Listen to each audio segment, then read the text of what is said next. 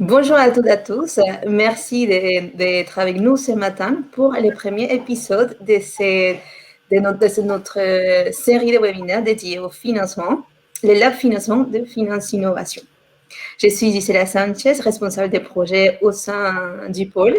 Pour ceux qui ne connaissent pas encore Finance Innovation, on est le pôle de compétitivité de la finance digitale en France. Nous regroupons un écosystème d'environ 600 membres. La typologie de nos membres est assez large, car entre nos membres, on a des startups, des fintech et des insurtech, des grands comptes du secteur financier, des investisseurs, des incubateurs, des accélérateurs et des cabinets de conseil. C'est dans l'objectif de booster le développement de nos fintech et à la suite de la mise en place des comités investisseurs que Finance Innovation lance ces nouveaux ateliers ciblés. Au cours de cet atelier, nous vous donnons toutes les clés pour mener à bien votre initiative. Ça, c'est un partage d'expérience et expertise. Pour ces lancements, nous avons choisi comme sujet l'Epistech. Et pour cela, nous avons invité notre partenaire Chantal Corbet, associée et référent Île-de-France chez Adinvest, qui va nous présenter toutes les clés pour bien réussir cet outil incontournable de la levée de fonds.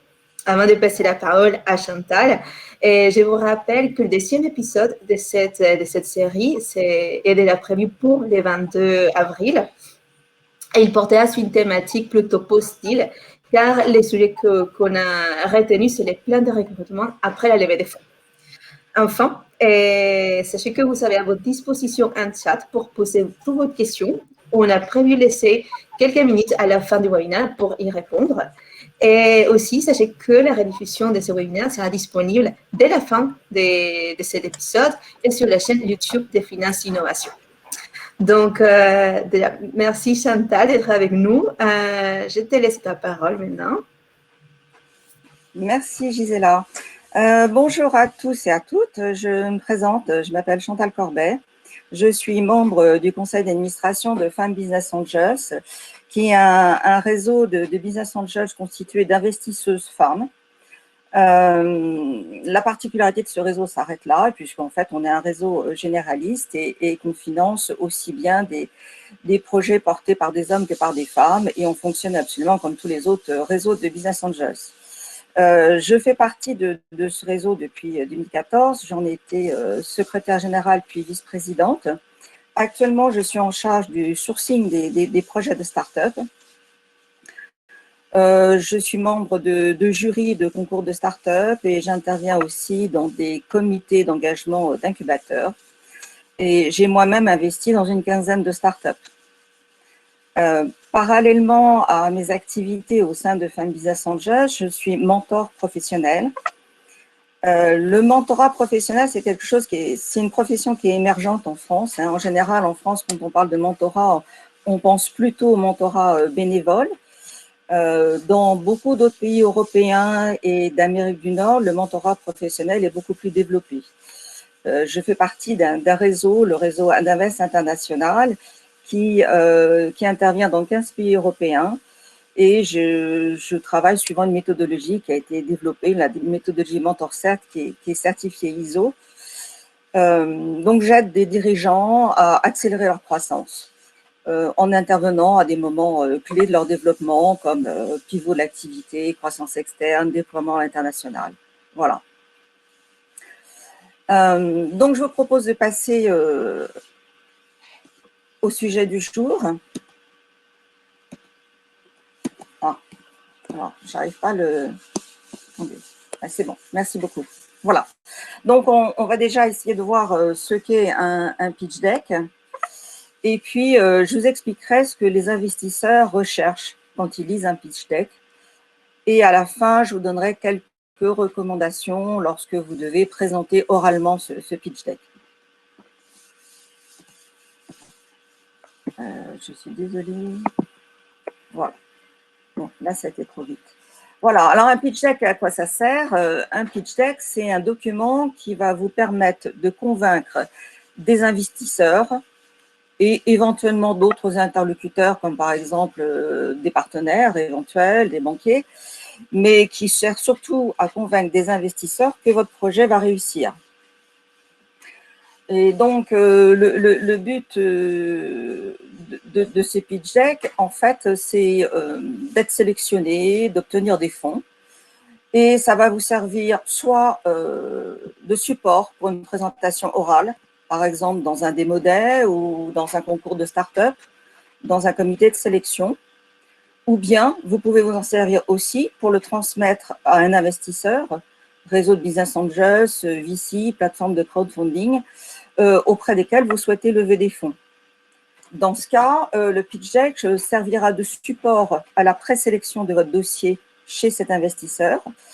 Et il est important qu'il soit complet et qu'il soit convaincant parce qu'en principe, dans la plupart des circuits, des processus de sélection, le document papier est une première étape et on ne vous fera venir pour présenter oralement votre projet que si cette première étape a convaincu. Donc, il faut que le pitch deck soit convaincant et soit complet. Alors, les alternatives au pitch deck quand vous voulez lever des fonds, c'est aussi le business plan. Le business plan, je pense que vous savez ce que c'est un document très complet d'une 30aine de pages environ, qui va dire exactement la même chose que le pitch deck, mais en beaucoup plus détaillé, c'est-à-dire qu'il va développer votre stratégie, votre plan marketing, il expliquera davantage votre étude de marché. Et ce business plan, généralement, est précédé, les 2 premières pages sont ce qu'on appelle un executive summary, c'est-à-dire que ce sont 2 pages qui résument le business plan dans son entier. Donc, les documents dont vous pouvez vous servir, que vous pouvez transmettre à des investisseurs, c'est soit le pitch deck, soit le business plan et soit l'executive summary, sachant que les 3 documents traitent des mêmes sujets, mais d'une façon plus ou moins détaillée. Bon, actuellement, on reçoit en gros 80% de pitch deck et on a 15% de startups qui nous envoient juste un executive summary et le reste des business plans. Mais tous ces documents vont être valables pour lever des fonds. Alors,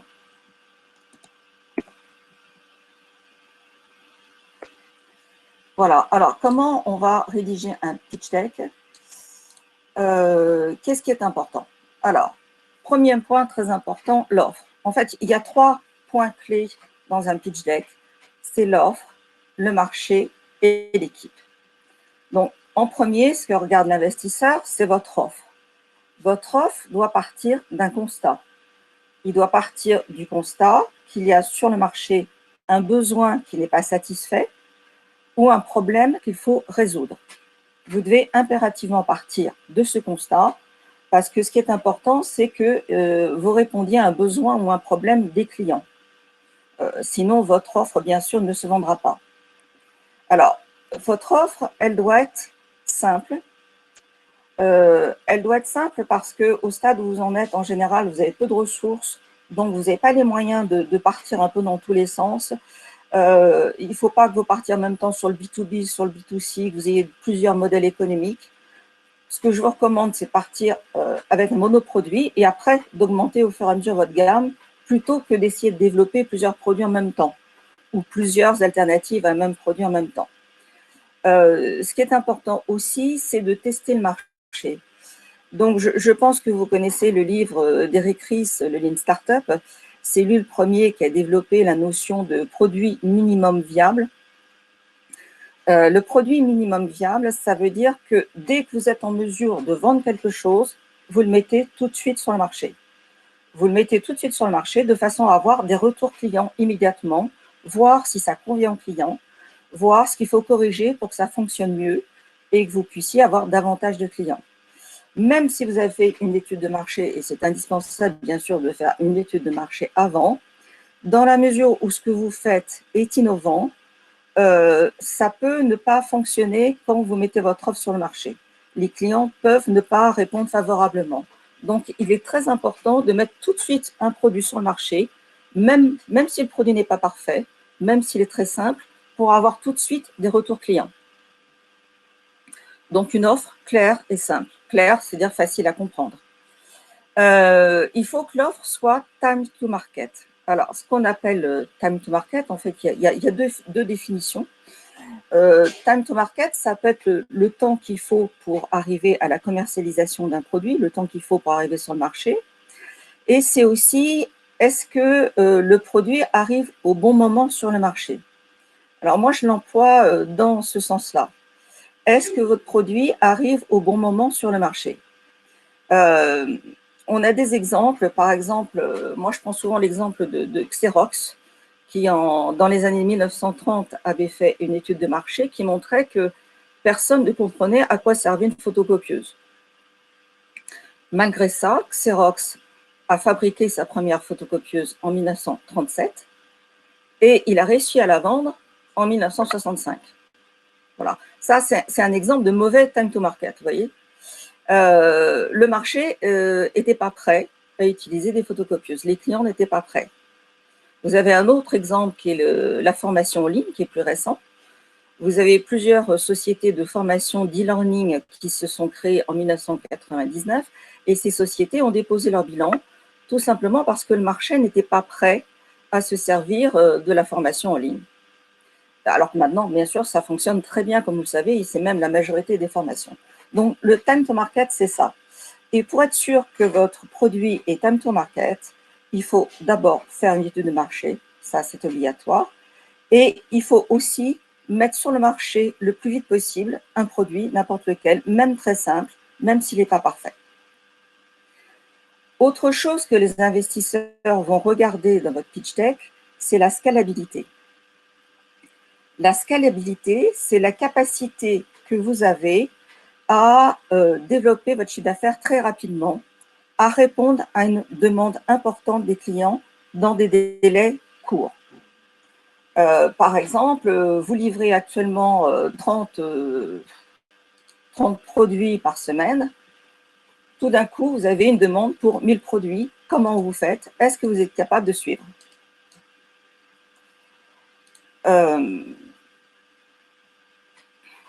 Plus vous aurez de charges variables dans le total de vos charges, plus vous allez externaliser, plus vous aurez une partie automatisée dans votre offre, plus votre offre sera scalable.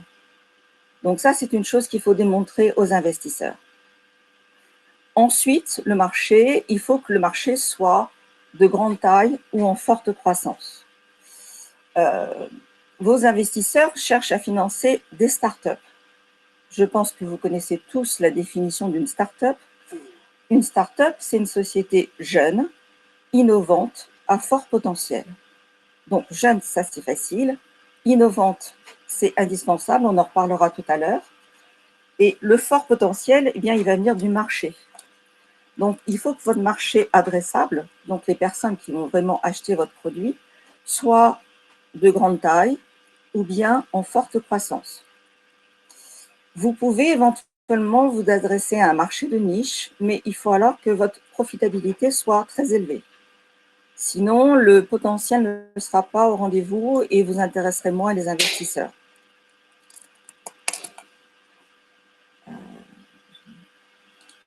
Voilà. Attendez, j'ai été trop vite. Voilà, un point sur lequel je voudrais faire un focus, c'est la concurrence. Il faut que la concurrence ait été analysée et de façon assez approfondie. Vous aurez beaucoup de questions sur la concurrence de la part des investisseurs quand vous allez pitcher à l'oral.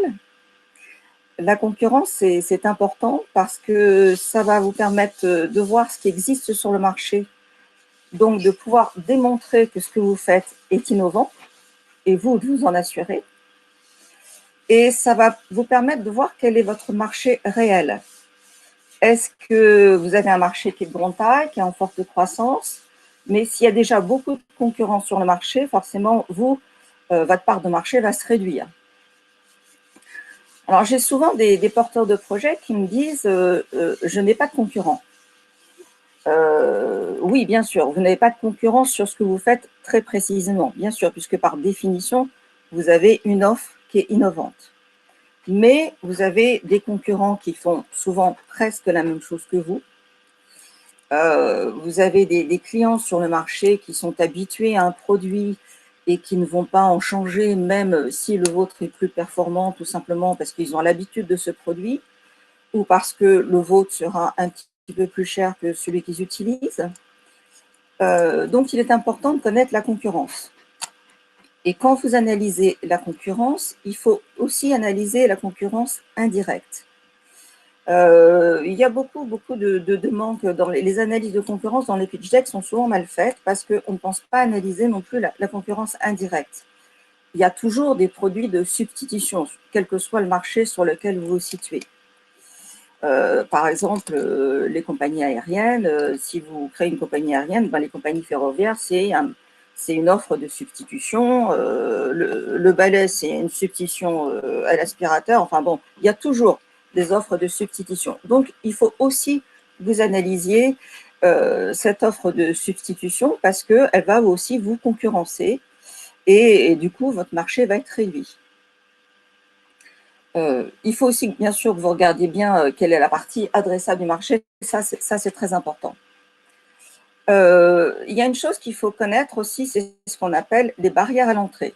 Là aussi, vous risquez d'avoir beaucoup de questions des investisseurs sur les barrières à l'entrée.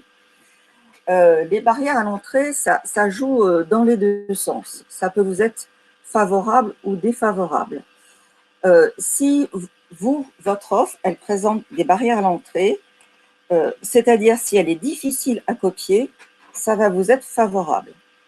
Le cas où vous avez une barrière à l'entrée qui est évidente, c'est le cas où vous avez déposé des brevets. Alors, tout le monde ne dépose pas des brevets parce que, bien sûr, il y a beaucoup d'offres qui ne sont pas brevetables. Par exemple, les logiciels ne sont pas brevetables. Et quelquefois, les porteurs de projets choisissent de ne pas déposer des brevets parce que l'inconvénient de déposer un brevet, c'est qu'au bout de 18 mois, le contenu de votre brevet est connu du public. Mais il faut bien y réfléchir. Ça, les brevets, malgré tout, c'est quelque chose qui intéresse particulièrement les investisseurs parce que ça les conforte dans l'idée que ce que vous faites est innovant. Et en plus, le brevet, ça va vous aider à valoriser votre start-up. C'est-à-dire que ça a une vraie valeur. Ça permet d'augmenter la valorisation de la start-up. Et si vous levez des fonds, bien sûr, c'est important pour vous. Il y a un cas où les barrières à l'entrée, au contraire, vont vous être défavorables. C'est quand il y a des barrières à l'entrée sur le marché que vous visez. Par exemple, il y a déjà un gros concurrent qui est installé. Le fait qu'il ait un nombre important de clients sur le marché fait qu'il a pu faire des économies d'échelle et vous n'allez pas pouvoir rentrer sur le marché parce que vous qui démarrez, vous n'aurez pas ces économies d'échelle et vous allez être obligé de facturer beaucoup plus que lui. Donc ça, c'est une chose qu'il faut regarder dans votre analyse du marché adressable. Et dernière chose concernant les barrières, il y a aussi les barrières, ce qu'on appelle à la sortie. C'est-à-dire que les clients que vous visez sont captifs. Ils sont captifs d'une entreprise qui est déjà sur le marché parce que, par exemple, ils ont signé, je vois dans la téléphonie, ça existe, ils ont signé un contrat de 2 ans, donc tu ne vas pas sortir tout de suite. Si vous offrez une offre en matière de téléphonie, vous ne pourrez pas capter ces clients-là parce qu'il y a des frais. Par exemple, vous voulez vendre un produit financier, vos clients potentiels sont déjà chez des concurrents et vont avoir des frais s'ils veulent sortir de la banque traditionnelle, par exemple, où ils sont. Et donc, ils vont hésiter à acheter votre produit parce qu'ils seront obligés de payer des frais à leur banque actuelle. Voilà. Donc, c'est toutes ces choses-là qu'il faut regarder. C'est pour ça que la concurrence, c'est vraiment important. Il faut y passer beaucoup de temps et il faut que ça figure dans votre pitch deck. Ça, c'est impératif. Moi, ce que je vous recommande, c'est de faire un tableau avec en colonne les différents concurrents du marché et en ligne vos différents avantages. Tarifs, fonctionnalités, accessibilité, côté pratique de l'offre. Et vous démontrez dans chaque colonne pourquoi vous êtes meilleur que les autres, qu'est-ce que vous apportez d'autre que les autres.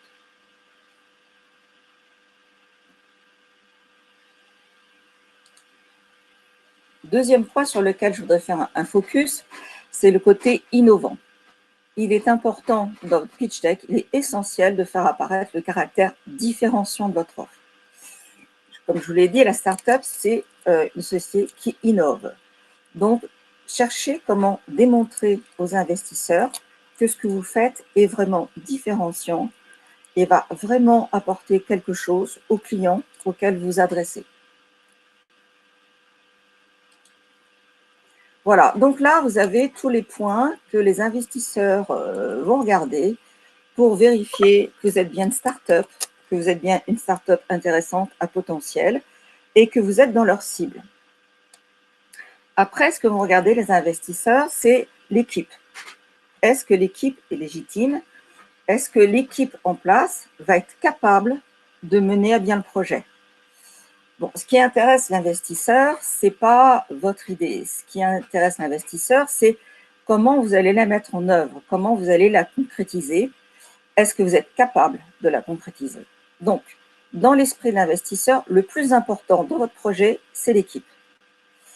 Les business angels, tous les investisseurs, partent de l'idée que s'il y a une bonne équipe et un mauvais produit, c'est mieux que s'il y a un bon produit et une mauvaise équipe. Ils considèrent que si le produit n'est pas tout à fait conforme aux besoins des clients, si l'équipe est bonne, elle saura pivoter et arriver à trouver un produit qui va convenir au marché. Donc, qu'est-ce que regarde un investisseur quand il veut voir si l'équipe est capable de mener à bien le projet? Premièrement, il regarde si dans l'équipe, il y a une personne qui connaît le secteur d'activité. Quand je parle d'équipe, je parle à ce niveau-là, je parle des fondateurs, du ou des fondateurs. Est-ce qu'il y a quelqu'un dans l'équipe qui connaît le secteur d'activité? Alors, ça peut être une connaissance de par vos études, ça peut être une connaissance de par votre expérience professionnelle. C'est un petit peu mieux si c'est votre expérience professionnelle, mais si vous avez fait des études dans le domaine, c'est bien. Qu'est-ce qu'il va regarder aussi? Il va regarder la complémentarité de l'équipe. Est-ce que dans l'équipe, il y a quelqu'un qui est un manager, un commercial? Est-ce qu'il y en a un qui connaît bien la technique? Il va vouloir une équipe complémentaire qui a un petit peu toutes les facettes. Est-ce qu'il y en a un qui connaît le secteur d'activité? Ça peut ne pas être les mêmes personnes qui ont chacune de ces compétences, mais il faut que les compétences sont complémentaires. Donc, quand vous êtes seul, quand il y a un seul fondateur, c'est un petit peu plus difficile de convaincre l'investisseur parce que vous allez avoir du mal à le convaincre que vous avez toutes les compétences. Et souvent, les investisseurs hésitent à investir dans une start-up où il y a juste le fondateur et personne d'autre. Alors, quand vous êtes seul, ce que vous pouvez faire pour les convaincre, c'est leur dire que vous êtes conscient que vous ne pouvez pas rester seul indéfiniment et que vous avez prévu de recruter assez rapidement des personnes qui vont permettre de compléter votre compétence. Indépendamment du fait de le dire, je pense qu'il faut que vous le fassiez de toute façon. Une autre chose qu'ils regardent, c'est si vous avez déjà une première expérience entrepreneuriale. Est-ce que vous avez déjà créé une entreprise? Ça, c'est un très bon point. Ce n'est pas rédhibitoire si vous n'avez jamais créé d'entreprise, mais c'est un plus. À défaut, est-ce que vous avez une expérience managériale? Est-ce que vous avez déjà managé des équipes? Ça les intéresse aussi. Si vous avez une expérience entrepreneuriale et qu'elle s'est bien terminée, que vous l'avez vendue avec une bonne plus-value, ça, c'est encore plus intéressant. Ceci dit, si vous avez une expérience entrepreneuriale qui ne s'est pas très bien terminée, ce n'est pas forcément gênant. Tout le monde sait que quand on a essayé de créer une entreprise, on a beaucoup appris et ça peut vous servir à rebondir, à créer une autre entreprise. Ce n'est pas rédhibitoire du tout, c'est même pas gênant, on va dire. Ensuite, ce qu'on va regarder, c'est si vous investissez dans votre entreprise. Les investisseurs ne vont pas venir, ils ne vont pas s'investir dans votre entreprise si vous-même, vous ne le faites pas. Donc, il y a deux façons de s'investir, en argent. Si vous avez mis un petit peu d'argent dans l'entreprise, c'est mieux. Sinon, ben, tant pis, mais c'est tout de même mieux. Ça prouve que vous croyez à votre projet. Et puis en temps. Alors ça, c'est indispensable. C'est encore plus important que l'investissement en argent. Il faut que vous soyez à plein temps dans l'entreprise. Sinon, les investisseurs ne viendront pas. Alors, on peut concevoir que dans un premier temps, vous n'êtes pas à temps plein parce que vous avez besoin d'avoir des ressources financières. Donc, en même temps, vous travaillez ailleurs pour essayer de gagner un petit peu d'argent. Bon, ça, c'est normal. Mais il ne faut pas que ça dure trop longtemps. Il faut qu'à terme, assez rapidement, vous travaillez à plein temps pour l'entreprise. Voilà le plus important en ce qui concerne l'équipe. Voilà. Alors, pour savoir si vous êtes capable de mener à bien le projet, l'investisseur va regarder l'équipe, mais il va aussi essayer de voir ce que vous avez déjà fait. Ça, c'est ce qu'on appelle la preuve du concept. Alors, la preuve du concept, la preuve que ça fonctionne, Ça peut se prouver de façon différente. L'idéal, malgré tout, c'est que vous ayez fait un petit peu de chiffre d'affaires. En général, les business angels investissent dans des startups en amorçage. Ce qu'on appelle l'amorçage, c'est le moment où le chiffre d'affaires démarre, où on commence à avoir 1 ou 2 clients. On peut investir plus tôt en pré-amorçage si c'est tech, s'il y a beaucoup de recherche et développement, parce qu'on considère qu'à ce moment-là, il est normal que les fondateurs aient besoin d'argent pour mener à bien le projet avant d'avoir fait du chiffre d'affaires. La recherche et développement, ça coûte beaucoup d'argent, c'est normal d'intervenir en amont. Mais il faudra quand même avoir fait la preuve du concept. Donc, il faut qu'il y ait au moins un prototype opérationnel, une version bêta. Éventuellement, on peut intervenir s'il y a des métriques qui prouvent la traction. Alors, des clics, oui, bon, des vues, des followers. Bon, moi, franchement, j'y crois pas trop, hein, parce que tant que votre offre est freemium, les clients ne fonctionnent pas de la même façon que le jour où ça devient payant. Donc, quelquefois, on a des surprises à ce niveau-là. Le nombre de clics, le nombre de followers, c'est pas toujours, ça peut être un bon signe, mais c'est pas suffisant en général. Si vous voulez qu'on vous finance assez en amont parce qu'il y a beaucoup de recherche et développement dans votre projet, on ne va pas pouvoir intervenir avant le niveau, je ne sais pas si vous êtes familiarisé avec les niveaux TRL, Technology Readiness Level. C'est des niveaux, pour ceux qui ne connaissent pas, qui vont de 0 de 1 à 9. 1, c'est l'idée et 9, c'est la commercialisation. En principe, on considère que votre projet est finançable à partir du moment où vous êtes TRL 7, éventuellement 6, qui correspond au prototype fonctionnel, mais plutôt TRL 7, qui est le prototype opérationnel. Voilà. Et si vous avez obtenu des prix, des distinctions, à ce moment-là, il faut le noter. Si vous avez gagné des concours, si vous êtes soutenu par quelqu'un qui est connu, qui est dans votre secteur d'activité, ça peut être intéressant. Les réseaux de business angels sont pour la plupart généralistes. Vous avez quelques réseaux comme Angel Santé qui est spécialisé dans la santé. Vous en avez d'autres, vous avez Mère Angel qui est dans le maritime, mais la plupart sont généralistes, donc on ne connaît pas tout. On ne connaît pas forcément tous les secteurs d'activité. Il y a un petit peu tous les profils dans les réseaux, mais on ne connaît pas forcément tout. Donc, si on apprend qu'il y a quelqu'un qui est connu ou un grand compte qui vous soutient et qui est dans votre secteur d'activité, vous allez rassurer les investisseurs. Ça peut leur démontrer que finalement, votre projet est viable et intéressant.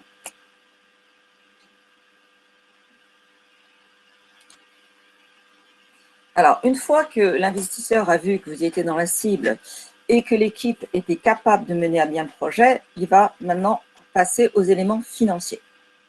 Donc, premier élément financier qui est important, c'est le modèle économique. Comment est-ce que vous gagnez de l'argent? Alors, il y a pléthore de façons de gagner de l'argent, de l'abonnement à l'affiliation, en passant par les enchères, par tout ce que vous voulez. Ce qui est bien, c'est si votre modèle économique est récurrent. Si vous avez la possibilité de mettre en place des abonnements, ça, c'est pas mal. C'est plus rassurant, là aussi, d'avoir un modèle économique récurrent qu'un modèle au cas par cas. On va vous demander aussi des projections financières sur 3-5 ans. On vous demande ces projections pour vérifier que vous êtes projeté dans le temps, que vous avez une vision, que vous savez où vous voulez aller. Mais on sait très bien que ces projections financières, elles vont sans doute pas être très proches de la réalité et que la réalité va s'écarter de ce que vous aviez prévu. Ne vous inquiétez pas à ce niveau-là. On ne s'attend pas à ce que les projections soient vraiment très fiables. Il est évident qu'à ce stade de la société, ce n'est pas facile de faire des projections financières, mais il faut tout de même que vous fassiez des projections financières, pas forcément très détaillées. On n'a pas besoin d'un fichier Excel avec tous vos calculs. Si vous présentez un tableau simple avec juste les chiffres d'affaires, les charges, le cash flow et le résultat net, c'est déjà bien. Ce qu'on va essayer de vérifier malgré tout, et ce qui intéresse davantage les investisseurs, c'est les hypothèses qui vous ont permis de faire ces projections financières. Donc, soyez capable de bien expliquer quelles sont les hypothèses que vous avez prises et bien expliquer pourquoi elles sont cohérentes et pourquoi elles sont viables. Voilà. Sinon, oui, une chose dans les projections financières, en principe, on s'attend à ce que le point mort, ça soit environ dans 2 ans. Les investisseurs rentrent, comme vous le savez, pour ressortir au bout d'un certain nombre d'années après avoir fait une plus-value. Généralement, statistiquement, ils vont rester dans votre entreprise entre 5 et 8 ans. Donc, ils ont besoin de savoir à quel moment vous allez avoir votre point mort, parce que plus le point mort va être long à atteindre, et bien sûr, plus longtemps ils vont être obligés de rester. De la même façon, s'ils interviennent alors que vous êtes en pré-amorçage, que vous n'avez pas commencé le chiffre d'affaires, ils savent qu'ils vont rester beaucoup plus longtemps. Donc, ils ont besoin de le savoir. Hein. Si on rentre en pré-amorçage, on peut rester assez souvent pendant 10 ans dans l'entreprise. Donc, ça, c'est important de le savoir. Alors, la valorisation. Je vais insister un petit peu sur la valorisation parce qu'on reçoit souvent des projets avec des valorisations très, très élevées. Une start-up qui démarre tout juste le chiffre d'affaires et qui n'a pas un produit très tech, qui n'a pas demandé beaucoup de recherche, en principe, ce n'est pas plus de 2,5 millions de valorisation. Moi, j'ai des projets qui arrivent, c'est 12 millions, il n'y a pas de chiffre d'affaires. Je suis désolée, là, vous n'avez aucune chance de vous faire financer quand vous arrivez avec des valorisations aussi élevées. Il faut que votre valorisation, elle corresponde à la réalité. Il y a plusieurs façons de valoriser une entreprise. Bon, je pense que, je ne sais pas si dans le cycle d'atelier qui est prévu par Finance Innovation, il y a un cours sur la valorisation. Il y a des façons de valoriser. Voyez votre expert comptable, votre juriste. Il faut que ça puisse être expliqué, une valorisation. Donc, ne venez pas avec des valorisations trop élevées. Et surtout, si vous venez avec une valorisation qui est assez élevée et qu'on vous demande si elle est négociable, il faut répondre que oui. Hein. Sinon, vous n'avez aucune chance. Voilà. Alors ensuite, ce qui est important, bien sûr, c'est la levée de fonds. De combien avez-vous besoin? Dans quel délai? À quoi ça va servir? Et combien vous avez déjà sécurisé sur la levée de fonds? Alors, le montant doit être cohérent avec le montant de la valorisation. Par principe, les business angels veulent rester minoritaires. Donc, bien sûr, il ne faut pas que le montant fasse qu'on va devenir majoritaire dans l'entreprise. Donc, il faut que ce soit cohérent par rapport à la valorisation. Il faut que ce soit cohérent par rapport au taux de dilution, donc la partie du capital qui va vous échapper, qui ne sera plus votre propriété. Quel est le taux de dilution que vous acceptez? Il faut que vous y ayez réfléchi. Le timing, c'est important. Il y a tout de même des délais. En principe, il y a entre 2 et 4 mois de délai pour lever les fonds quand vous envoyez votre projet à un investisseur. Donc, il faut en tenir compte. Si vous avez besoin de l'argent la semaine prochaine, ce n'est pas possible. Ou alors, il faut que l'instruction ait été faite par un autre réseau, parce qu'on travaille beaucoup à plusieurs entre réseaux. Et on peut se servir d'instructions qui a déjà été faite ailleurs. À ce moment-là, on va gagner du temps. Enfin, si vous voulez des fonds pour la semaine prochaine, c'est quand même très juste. Alors, une chose à ce niveau qu'il faut savoir, c'est que les réseaux ne sont pas concurrents entre eux. Et ils ne sont pas concurrents parce qu'en fait, un seul réseau arrive rarement à faire toute une levée de fonds. Donc, on co-investit entre nous, entre réseaux. Et donc, soyez très à l'aise pour parler des fonds que vous avez déjà obtenus auprès d'autres réseaux ou d'autres fonds ou de plateformes de crowdfunding quand vous arrivez en comité de sélection, parce que ça va être un plus pour vous. Ça va montrer qu'il y a déjà d'autres investisseurs qui vous ont accordé leur confiance. Et donc, ça va être un point fort finalement pour convaincre un nouveau réseau, un nouveau VC. Il va falloir vous expliquer à quoi va servir la levée de fonds. Une levée de fonds, ça sert à accélérer le développement de l'entreprise. Ça ne doit pas servir à payer des dépenses courantes. Et bien sûr, ça ne doit pas servir à payer des dépenses personnelles du porteur de projet, ça va de soi. Donc, il faut que ça soit, par exemple, la communication pour faire connaître votre produit. Ça peut être le recrutement de commerciaux pour pouvoir développer le produit. Ça peut être la recherche et développement que vous voulez poursuivre. C'est ce genre de dépenses qu'on va vouloir financer. Et donc, il faudra que vous détaillez un peu, par exemple, si vous voulez monter, si vous voulez lever 800 000 euros, il faudra que vous disiez, il y a 200 000 pour recruter un directeur commercial, il y a 300 000 pour la com, il faudra détailler un petit peu. Ça, les investisseurs ont besoin de le savoir. Et puis, ça, j'en ai déjà parlé. Il faut que vous disiez si vous avez déjà sécurisé des fonds ailleurs, bien sûr.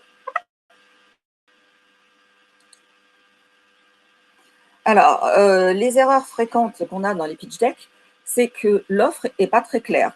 Il y a quelquefois, on ne comprend pas. On ne comprend pas bien ce que vous voulez faire. Vous connaissez tellement votre offre que, en fait, ça vous paraît évident. En fait, c'est pas évident. Ça l'est d'autant moins que, je vous l'ai dit, on est généraliste, donc on n'est pas tous les secteurs dans le détail. Donc, il faut vraiment que l'offre soit bien expliquée. Et en fait, si ce n'est pas clair pour l'investisseur, il y a aussi des chances que ce ne soit pas clair pour le client. Donc ça, il faut y réfléchir. Alors, il y a le cas aussi, on a 15 pages de photos de ce que vous faites. Ça c'est pas utile. 1 ou 2 pages, ça suffit pour qu'on comprenne. Et puis, il faut bien réfléchir que vous adressez à des investisseurs, des gens qui vont mettre de l'argent. Donc, ce n'est pas un document pour vendre votre produit. Hein. C'est un document pour vendre votre start-up. Souvent, l'intérêt pour le client n'est pas explicité. Alors ça, c'est vraiment la base. C'est la première chose qu'on se demande. Ce qu'on dit dans le milieu des business angels, c'est qu'on ne doit pas chercher à comprendre comment ça marche. On doit chercher à comprendre à quoi ça sert. Voilà comment raisonne un business angels. Donc, toujours dire à quoi ça sert, à quoi ça va servir au client. Souvent, il n'y a pas d'analyse de la concurrence. Ça, je vous en ai déjà parlé. La concurrence indirecte n'est pas citée. Il arrive qu'il n'y ait pas de prévisionnel. Alors, c'est vrai que le prévisionnel, je vous l'ai dit, c'est forcément quelque chose qui ne va pas être respecté de façon très, très proche, c'est vrai, on le sait, mais on a besoin d'un prévisionnel parce que vous avez besoin de vous projeter et de voir ce que vous allez faire dans le futur, de ce à quoi vous voulez arriver. C'est important. Et puis la valorisation. Alors, la valorisation, si vous mettez dès le départ sur votre pitch deck une valorisation exponentielle, on ne vous appellera pas, on refusera le dossier tout de suite. Si vous visez une valorisation élevée, moi, je vous conseille de ne pas l'indiquer dans le pitch deck. Après tout, si vous convainquez les investisseurs qui sont très, très intéressés par votre offre, ils vont peut-être accepter de rentrer une valorisation élevée. Mais si vous le mettez tout de suite dans le pitch deck, c'est fichu, on ne vous demandera pas de venir pitcher. Alors, quelques conseils pratiques. Inspirez-vous d'un document type pour ne rien oublier. Il y en a plein sur Internet. Donnez des chiffres, des métriques. Ça crédibilise votre discours. Donnez des chiffres, mais n'en donnez pas trop. Il ne faut pas non plus noyer les investisseurs sur les chiffres. Mais donnez quelques chiffres, c'est important. Notamment, le marché, il faut donner des chiffres. Quelle est l'étendue de votre marché, des chiffres issus de votre étude de marché, c'est intéressant. Voilà, pensez à donner quelques métriques, ça intéresse toujours les investisseurs. Rédiger un document synthétique, un pitch deck, 15-20 pages, ça suffit. Il n'y a pas besoin. Je vous ai dit, souvent, on part d'un executive summary qui fait 2 pages. Alors, c'est vrai qu'un executive summary, c'est rédigé, c'est en format Word, donc on met plus de choses par page, mais il n'y a pas besoin d'avoir énormément d'éléments. Si vous mettez les éléments importants dont je vous ai parlé, c'est parfait. Soignez le design. Vous avez plein de solutions sur Internet, vous avez Prezi, Visme, vous voyez, qui vous permettent de faire quelque chose qui est agréable à lire, qui est attractif. Pas besoin de faire une œuvre d'art, mais bon, ça vous permet de vous distinguer. Par exemple, dans un concours de start-up, quand vous avez 30 ou 40 start-up qui passent les unes à la suite des autres, si vous avez un pitch deck qui est un petit peu plus attractif, vous allez un peu réveiller l'attention des investisseurs qui sont dans la salle. De préférence, écrire dans la langue des destinataires. Il y en a beaucoup qui font des pitchs en anglais. Bon, pourquoi pas. C'est vrai que ça va être beaucoup plus utile parce qu'à terme, vous allez toucher forcément, et même peut-être dès le début, vous allez toucher des destinataires qui sont anglophones. Mais si vous vous adressez à un réseau d'investisseurs qui sont tous français, et surtout si vous faites quelque chose qui est très technique et très spécifique, ils vont mieux comprendre si c'est en français tout simplement. Même si tout le monde parle un peu d'anglais, bien sûr. Moi, ce que je vous conseille aussi, c'est de faire relire votre pitch deck par des gens qui sont complètement indépendants de votre projet, à la fois par des gens qui connaissent très bien votre secteur d'activité, qui vont sûrement vous donner des conseils utiles, et par des gens qui ne le connaissent pas du tout, au contraire. et qui vont pouvoir avoir la réaction des clients sur le marché, qui vont venir voir arriver votre produit qu'ils ne connaissent pas du tout. Et ces gens-là aussi vont vous donner des idées intéressantes, vont vous aider à comprendre comment votre produit peut être accueilli par quelqu'un qui ne le connaît pas du tout. Et puis, pensez à mentionner, ça c'est surtout valable quand vous présentez à l'oral.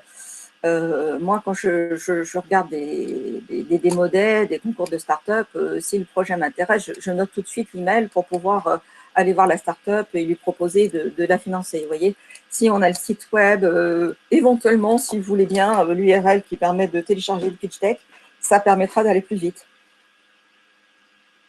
Et vous aurez plus de chances d'être contacté que si l'investisseur est obligé d'aller rechercher tout ça sur Internet. Alors, le pitch. Quelques recommandations rapidement pour le pitch. Voilà. Il faut s'entraîner à pitcher, s'enregistrer. Forcément, le mieux vous connaîtrez votre pitch, bien sûr, le mieux ce sera.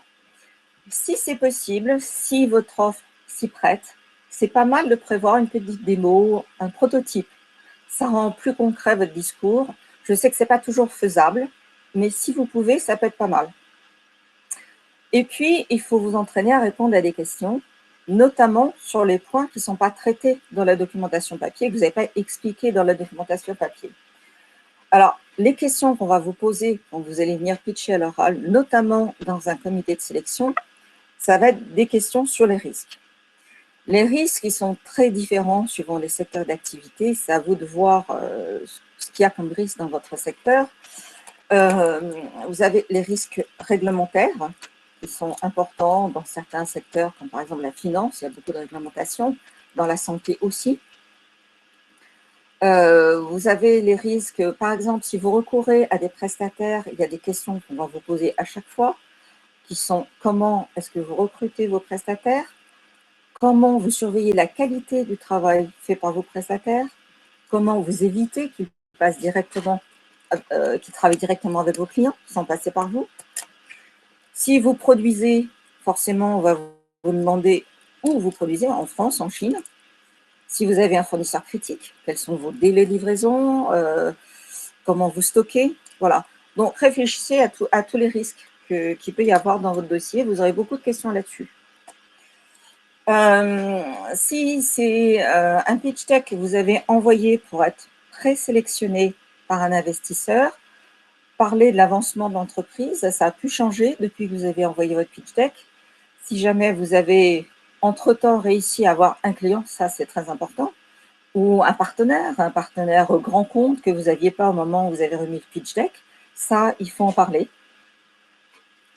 Et puis, alors, au niveau financier, ça, j'en ai pas parlé avant, il faut parler des conditions de sortie. Alors, les conditions de sortie, il faut que vous y ayez réfléchi.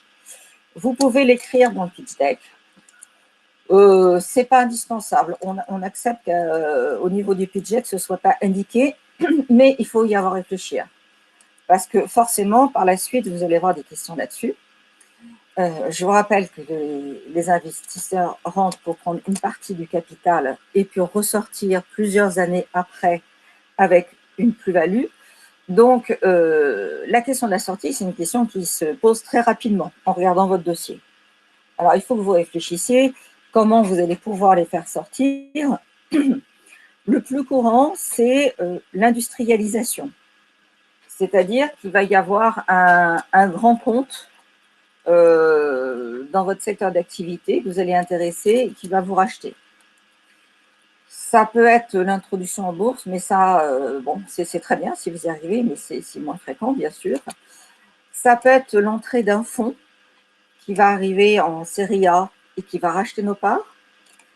Ça peut être vous qui arrivez à racheter les parts sur votre rentabilité.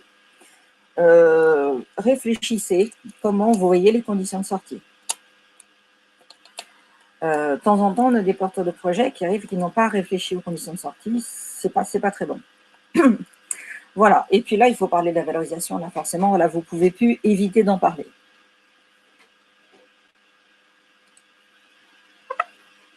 Alors, dernière recommandation, évitez le jargon technique.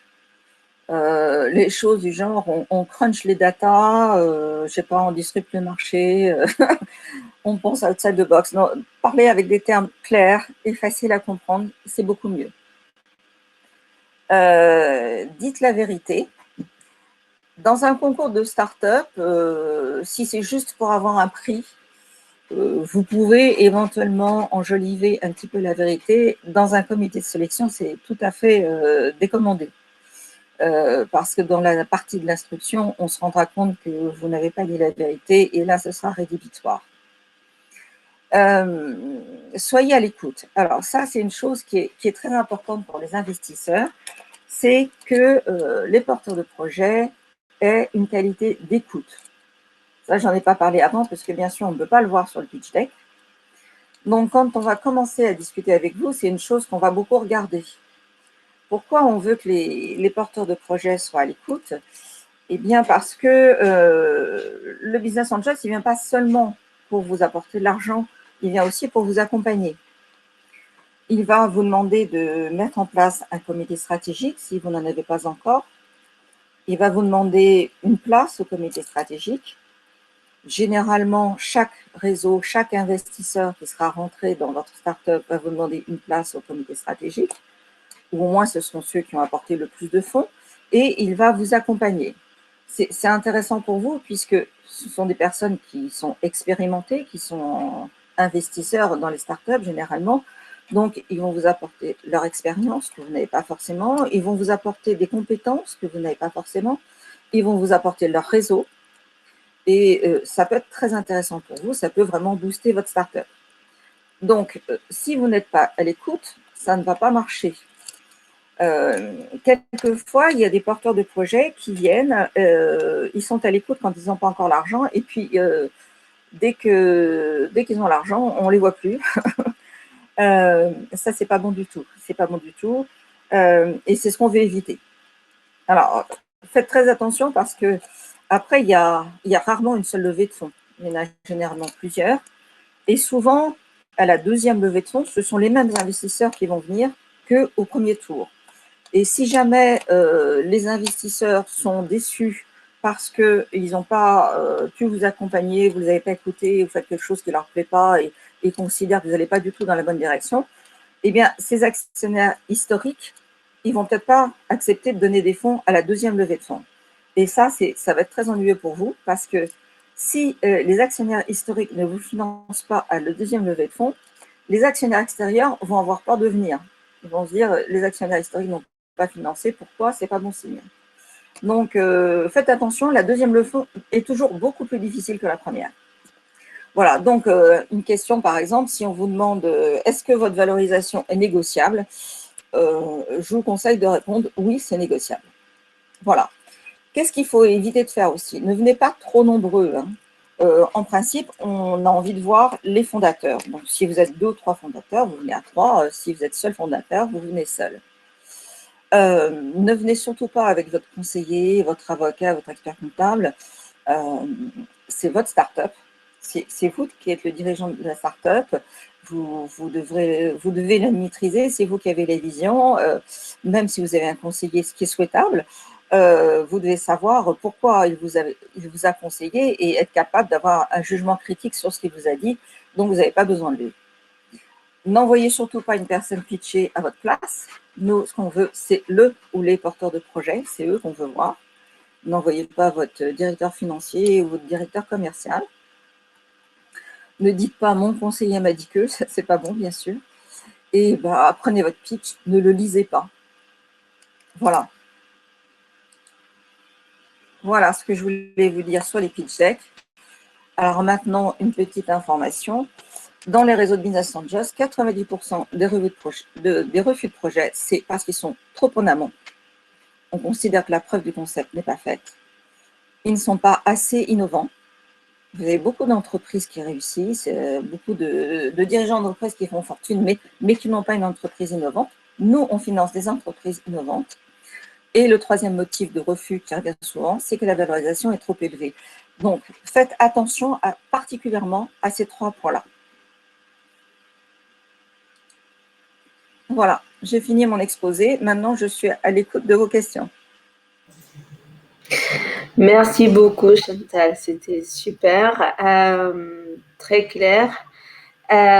Donc, du coup, on a des questions. Avant de passer à la question, vous avez évoqué des points très intéressants sur la valorisation, sur l'importance du comité, de la gouvernance du comité stratégique. Et aux participants, sachez qu'on a prévu des sessions pour expliquer et faire des webinaires autour de ces sujets, sur ces deux sujets dédiés. Donc, voilà. Je passe aux questions. Alors, c'est sur la partie brevet. Donc, bonjour madame, des organismes existent pour les dépôts des brevets ou des marques. Quels sont vos conseils sur ces points? Des organismes pour aider à déposer les brevets. Si vous trouvez des spécialistes qui peuvent vous aider, oui, bien sûr. Oui. Mais je ne sais pas, ça dépend de votre connaissance de toutes les règles de la propriété intellectuelle. Oui, vous avez l'INPI tout simplement aussi qui peut vous aider, qui donne des conseils gratuitement, qui sont précieux. Oui, d'ailleurs, voilà, et Marie, si vous voulez nous contacter, on a des contacts aussi chez l'INPI, on peut faire des mises en relation. Ouais. Alors, ensuite, oui, voilà, on passe à la démo, dont Chantal, vous avez évoqué. Parce qu'elle nous demande, la démo est très controversée car elle peut être contre-productive. En particulier, montrer en 30 secondes un produit complexe peut poser plus de questions que rassurer. Qu'attendez-vous d'une démo? Alors, une démo, ça permet de comprendre ce que fait le porteur de projet. Il faut que ça soit visuel, il faut que ce soit attractif, mais c'est intéressant quand ça permet de comprendre quel est le bénéfice client. Voilà. Encore une fois, on ne cherche pas à savoir comment ça marche. Il ne faut pas que la démo, elle serve à expliquer comment ça fonctionne. Ce n'est pas du tout le but. Il faut qu'elle aide à comprendre à quoi ça sert au client. Et quelquefois, en montrant l'objet, on comprend mieux. C'est dans cet esprit-là que ça doit être fait. Donc, réfléchissez. Il faut pas. Si ça ne demande pas d'explication, c'est pas bon. Non, bien sûr. Il ne faut pas que ça dure trop longtemps. Hein. Il faut que ça dure 1 minute, surtout le pitch. Hein. Vous savez que la durée des pitchs, ce n'est pas toujours très long. Hein. Dans certains concours de start-up, j'en ai fait un il n'y a pas longtemps, c'était 2 minutes hein, le pitch. Donc, pas question de faire une démo, bien sûr. Il faut que vous ayez au moins 5 minutes déjà pour faire une démo. Quelquefois, ça dure 10, 15, 20 minutes. Là, vous pouvez faire une démo. Mais il faut que ce soit axé sur l'intérêt pour le client. Ça permet de comprendre à quoi ça sert. Surtout, n'expliquez pas comment ça fonctionne. Ça ne sert à rien. Là, vous êtes en train de prendre un cas où c'est complexe. Et là, ce n'est pas adapté, c'est sûr. Ce n'est pas ça qui vous présentez. Merci Chantal. Et justement, par rapport à ce que vous venez d'évoquer sur les timings idéaux pour les pitchs, il y a une autre question. Et quel est selon vous le timing idéal d'un pitch auprès d'un investisseur? Faut-il prévoir différentes durées par précaution? Si oui, lesquelles?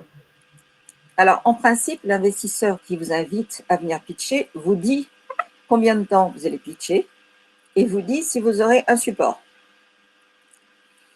Chez Fund Business Angel, c'est 5 minutes sans support.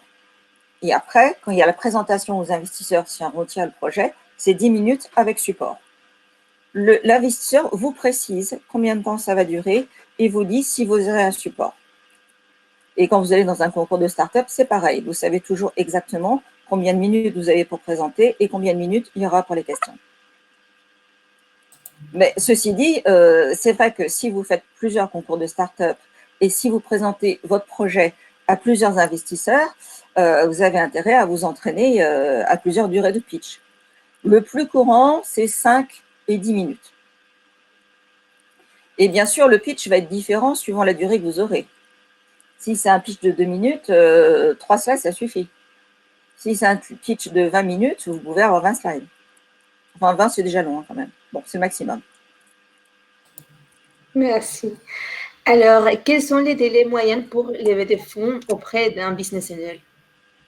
Alors, moi, je vous conseille d'être prudent et de commencer 6 mois avant la date du closing que vous souhaitez.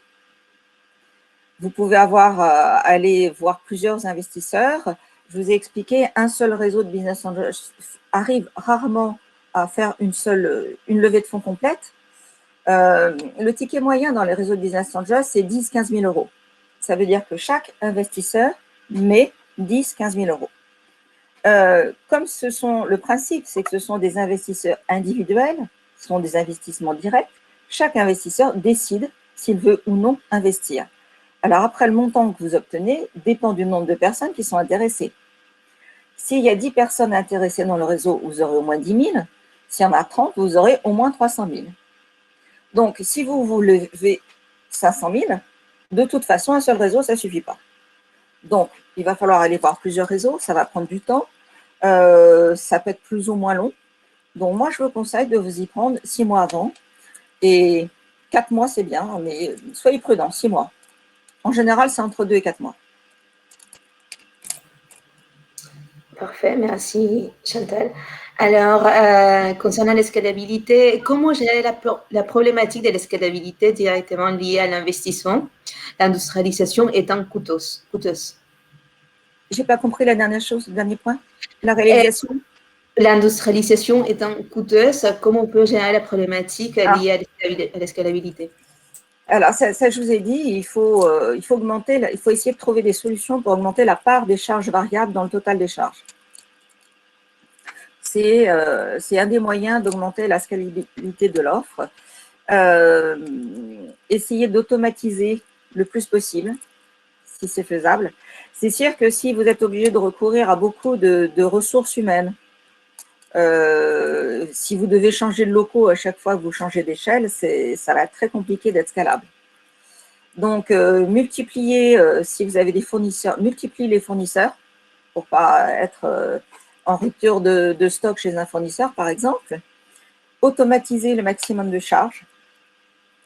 Externaliser au maximum pour ne pas être obligé d'augmenter vos ressources en interne à chaque fois que vous augmentez d'échelle. C'est important pour industrialiser, mais c'est aussi important pour le cas où vous avez un chiffre d'affaires qui baisse, vous avez un problème à un moment, c'est quand même beaucoup mieux d'externaliser. Voilà, c'est ça qu'il faut faire. Augmenter le plus possible la part de charges variables. Merci Chantal. Alors, une autre question sur la réduction. Pouvez-vous dire un mot sur les concepts de réduction? Alors, de réduction, de dilution de réduction. Moi, je vous ai parlé de dilution. La dilution, c'est la part du capital qui est détenu par des investisseurs. En général, on rentre à la première levée sur un taux de dilution de 20-25%. Les business angels font souvent 2 levées de fonds, quelquefois 3, avant que les fonds arrivent et commencent à faire des levées de fonds beaucoup plus élevées.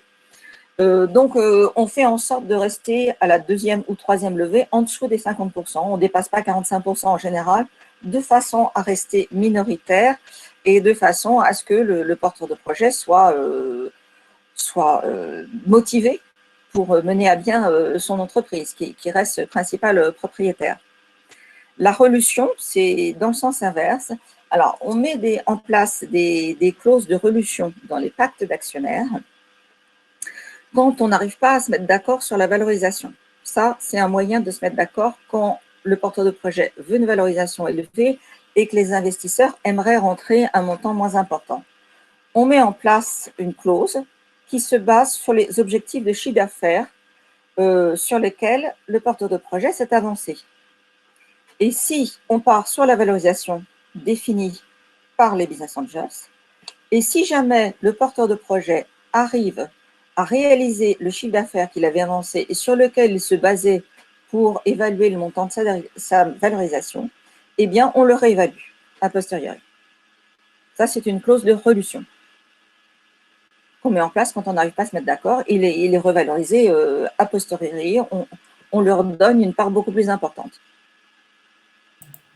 Super, merci Chantal. Et sachez qu'on aura aussi un épisode dédié à toutes les questions juridiques et dont les pactes actionnaires. Et alors, il y a une autre question. Donc, bonjour madame, les investisseurs sont-ils susceptibles de financer des rémunérations pour les fondateurs ou les fondateurs ne doivent-ils se rémunérer que sur les cas générés par les ventes et dans ces cas peuvent-ils prélever l'intégralité des revenus? Alors ça, c'est pas du tout souhaité par les investisseurs, bien sûr. Il y a une maxime qui circule dans les réseaux de business angels et qui dit que moins le porteur de projet se paye, plus le projet a des chances de réussir. Je n'ai pas vérifié si c'était vrai, mais bon, quand vous levez des fonds, ça ne doit pas être pour augmenter votre rémunération, ça c'est sûr. L'intérêt de l'investisseur, c'est que la part la plus grande possible de la levée de fonds serve à l'entreprise et à accélérer son développement. Alors, bien sûr, il faut que vous soyez rémunéré. Mais